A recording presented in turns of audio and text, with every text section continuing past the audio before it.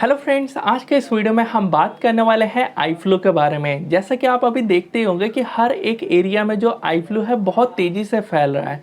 तो किस रीज़न की वजह से ये आई फ्लू फैल रहा है, जो कि एक आई इन्फेक्शन है, तो इसके बारे में हम डिटेल में जानेंगे इस वीडियो के अंदर। और क्या क्या सिम्टम्स है और क्या क्या प्रिकॉशन यानी हमें सावधानी रखनी चाहिए अगर किसी भी फैमिली मेम्बर्स को आई फ्लू हुआ है तो। इसके अलावा क्या क्या ट्रीटमेंट है, क्या आप घर पे घरेलू उपाय जो है वो कर सकते हो। इसके अलावा क्या आप ड्रॉप यूज़ कर सकते हो आई फ्लू को ट्रीट करने के लिए, ठीक करने के लिए। तो इन सभी के बारे में इस वीडियो में आपको जानकारी मिलेगी। तो मेरा नाम हुसैन है, स्वागत है आपका हमारे चैनल फार्मा लेक्चर्स में। वीडियो को स्टार्ट कर लेते हैं। सबसे पहले हम ये समझते हैं आई फ्लू के बारे में।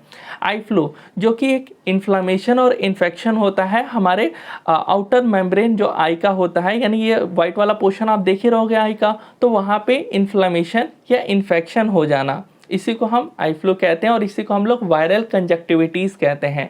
अब इसके वजह से क्या होता है, ये इन्फ्लेमेशन और इन्फेक्शन की वजह से कि आपका जो वाइट वाला पोर्शन है ना, ये रेडिश हो जाता है, यानी रेड कलर में हो जाता है।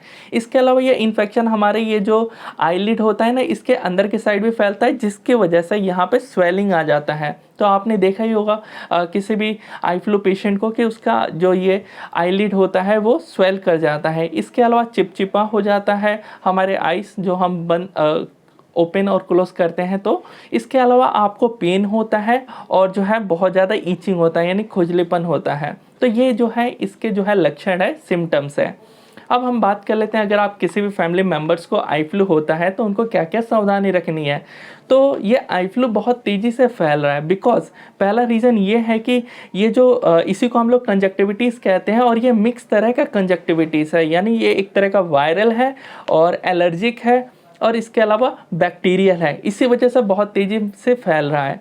अब कैसे फैलता है, तो जो है ये एक तरह का मिथ होता है कि एक दूसरे को देखने की वजह से फैलता है। ये ऐसा नहीं फैलता है। ये मेनली जो फैलता है कि आपने क्या किया है, किसी भी पेशेंट को हुआ है आई फ्लू, उसने अपने आइज़ को ऐसे रब किया तो उसके जो वो बैक्टीरियास है उसके हैंड में आ गए। अब उसने क्या किया है कि अपने दूसरे वाले आँख पे भी अगर वही हैंड लेके गया है तो उसके दूसरे आँख में भी हो जाएगा। इसके अलावा उसने घर का कोई भी सामान यूज़ किया, जैसे तावल यूज़ किया है और उस फैमिली मेम्बर्स के दूसरे मेम्बर ने वो तावल यूज़ कर लिया है, तो उसके दूसरे फैमिली मेम्बर्स को भी ये हो सकता है। तो आपको ये समझ आया तो क्या करना चाहिए हमें, तो सैनिटाइज़र अपने घर पर रखना चाहिए और हैंड वॉश प्रॉपर करना चाहिए टाइम टू टाइम।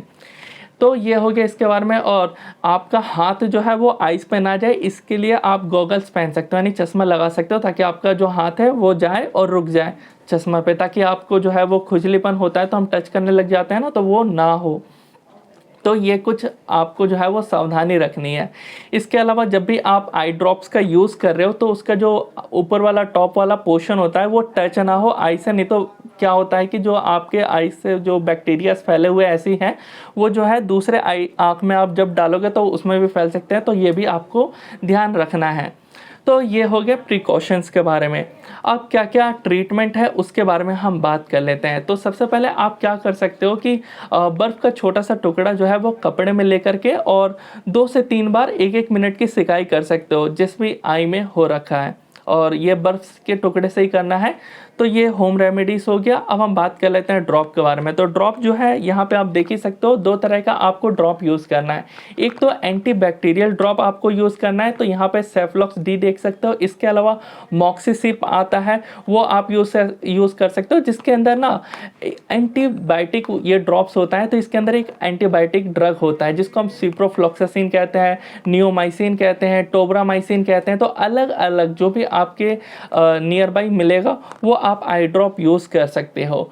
तो ये सब आप यूज़ करते हो। यहाँ पे सिफ्लॉक्स डी, इसके अंदर सिफ्लोफ्लॉक्सासिन है। इसके अलावा डेक्सोमेथासोन है। तो सिफ्लोफ्लॉक्सासिन एंटीबायोटिक है, तो इन्फ्लामेशन और इन्फेक्शन 2 की वजह से हो रहा है आपको ये प्रॉब्लम। तो जो इन्फेक्शन हुआ है वो बैक्टीरिया की वजह से हुआ है, तो ये हमारा एंटीबायोटिक ठीक करेगा। और दूसरा जो इनके अंदर जो ड्रग होता है वो होता है डेक्सोमेथासोन। डेक्सोमेथासोन जो कि इन्फ्लामेशन यानी जो सूजन वाला पार्ट है और पेन वाला पार्ट है उसको ठीक करने का काम करता है। तो इसी वजह से मैंने आपको बोला कि ये एंटीबायोटिक एक ड्रॉप आपको यूज़ करना है, जो कि 3 टाइम्स आप यूज़ कर सकते हो, 1 से 2 ड्रॉप। अब दूसरा जो ड्रॉप होता है वो लुब्रिकेटिंग ड्रॉप आप यूज़ कर सकते हो। एक तरह का जो ड्राइनेस ऑफ आई होता है ना, उसको ठीक करने का काम करता है कि आपका आँख जो है एकदम सूखा सूखा ना रहे, तो उसी के लिए ये लुब्रिकेटिंग आई ड्रॉप होता है। इसके अलावा जो भी इंजरी, इन्फेक्शन, इन्फ्लेमेशन, इसमें भी ये काम करता है। तो इसीलिए यहाँ और सभी जितने भी लुब्रिकेटिंग आई ड्रॉप है मोस्टली इसके अंदर आपको यही सॉल्ट देखने को मिलेंगे, कार्बोक्सी मिथाइल सेलुलोज। तो इस नाम से आप सॉल्ट नेम से बोल दीजिएगा, वो आपको ड्रॉप दे देगा। इसके अलावा जो है ये हो गया इनिशियल स्टेट पे आपको ये सब यूज़ करना है। अगर सीवियरिटी है तो आपको अपने डॉक्टर से जाकर मिलना है और इसका ट्रीटमेंट करवाना है। तो आई होप आपको ये वीडियो अच्छा लगा। वीडियो अच्छा लगा तो हमारे चैनल को सब्सक्राइब करिए, हमारे इस वीडियो को लाइक करिए, अपने दोस्तों के साथ शेयर करिए। अगर आपके पास कोई भी टॉपिक हो तो आप कमेंट कर सकते हो। मिलते हैं नेक्स्ट वीडियो में।